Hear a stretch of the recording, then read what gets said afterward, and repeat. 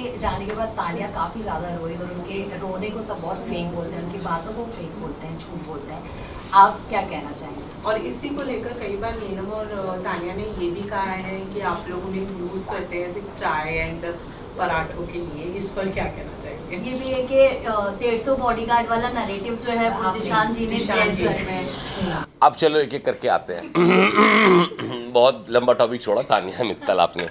तो देखिए तानिया का ऐसा है कि जब चाय पराठे की बात तो कुछ थी नहीं, तानिया से एक्चुअली मैं थोड़ा सा अटैच हो गया था। आप लोग एक चीज़ को समझो, आपके लिए सिर्फ बिग बॉस एक शो है और क्या है आपके लिए, कभी एक्सपीरियंस करो अंदर जाके। जब आप उन लोगों के साथ रह रहे हो, इतना टाइम मैंने शायद अपनी फैमिली के साथ नहीं दिया होगा कि 24 घंटे दिन और रात। जब मैं नहा के बाहर निकलता था और शॉर्ट्स में बैठता था तो लड़के बोलते थे सर तैयार हो जाओ, तो मैं उनसे पूछता था कहाँ जाना है। भाई हमारे यहाँ तो तैयार हुए तो बाहर निकल गए, यहाँ तैयार हो के इन्हीं को दिखा रहा हूँ अपना चेहरा। तो मेरे को तो समझ में नहीं जाना कहाँ है जो तुम इतना तैयार हो रहे हो, ठीक है।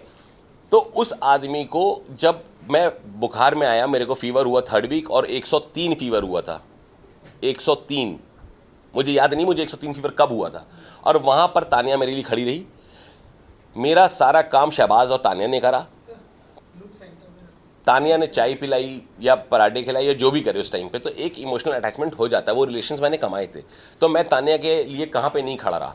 चाहे कुनिका जी उसको बोली करने आती तो मैं खड़ा था। जब घी वाला मैटर हुआ, घी किसने चुराया फलाना हुआ और मैं घुसा तो सब चुप हो गए, नहीं जीशान भाई आपका नहीं, आपका नहीं, बोलो ना मेरा है, तो वहीं बजाता तुम्हारी सबकी। तो वो भागते भी थे मुझसे। एंड में भी लड़ाई भी हो रही तो बात पीठ पीछे जीशान भाई और जीशान सर ही करा है सबने। क्यों? क्योंकि उनको पता था कि मैं सबका खोलना चिट्ठा शुरू करूंगा और खोलता हूं, हमेशा हर बार सामने खोला है। तो हटते थे मुझसे, छिपते थे मुझसे। तानिया के लिए मैंने नेहल से भी जाके फाइनली बात करी, जब तानिया और नीलम खड़ी थी कि सर ये लोग मुझे बहुत ज़्यादा परेशान कर रहे हैं, टारगेट कर रहे हैं, चीज़ें ऐसे कर रहे हैं वैसे कर रहे हैं। तो मैंने बोला अभी ख़त्म कराता हूँ। मैं नेहल के पास गया, मैंने नेहल को बोला नेहल इस चीज़ को बंद करो। तो नेहल का सीधा एक था कि ठीक है जीशान जी कोई बात नहीं, पर मुझे कैप्टन बनना है। मैंने ठीक है सपोर्ट करेंगे। और मैं क्या करता, एक बैंटर है मेरे उसके बीच का, वो ठीक है, मगर वो आप मुझे कई बार उसका रोना जेन्युइन भी लगा है।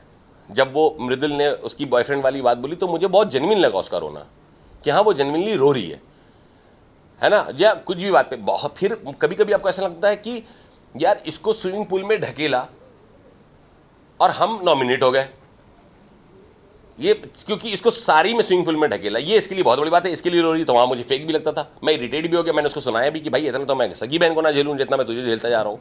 तुझे हर चीज़ से शिकायत है, तेरी बेस्ट फ्रेंड नॉमिनेट हो गई है, तुझे उसका फर्क नहीं है, तेरा भाई नॉमिनेट हो गया, तुझे वो सारी वाली चीज़ें दिख रही कि उसमें तुझे स्विमिंग पूल में ढकेल दिया। उसमें कौन से शार्क थे जो तुझे खा जाते, या तू डूब रही थी, 270 फीट का स्विमिंग पूल था। तो चीज़ें हैं, मैं जैसा हूँ मैंने वैसा रिएक्ट किया यार। आप मुझसे क्या चाह रहे थे? मैं ऐसे ही हूँ यार, कोई कितना कितना लूँगा। मैं भी इंसान हूँ यार, 50 दिन से एक ही चीज़ को देखता जा रहा हूँ, सुनता जा रहा हूँ, तो होता है। मैं भी एक बार मैं बर्स्ट करूँगा, फिर उसके दूसरे दिन आके उसने मुझे सॉरी भी बोला, नहीं नहीं आप मुझे ये अच्छा। फिर शुरू भी ऐसे ही हुआ था, मेरा तो एक तरफा रिश्ता है, मैं आपको भाई मानती हूँ, तो मैं भी तुम्हें बहन मानता हूँ। फिर यही डायलॉग उसने फरहाना को दे दिया, ये तो एक तरफा रिश्ता है, मैं तुम्हें दोस्त मानती हूँ। फिर वही बात उसने अमाल को बोल दिया। मैंने बोला ये तो इसका एक तरफा रिश्ता दुनिया से चल रहा है भाई। तो चीज़ें हैं।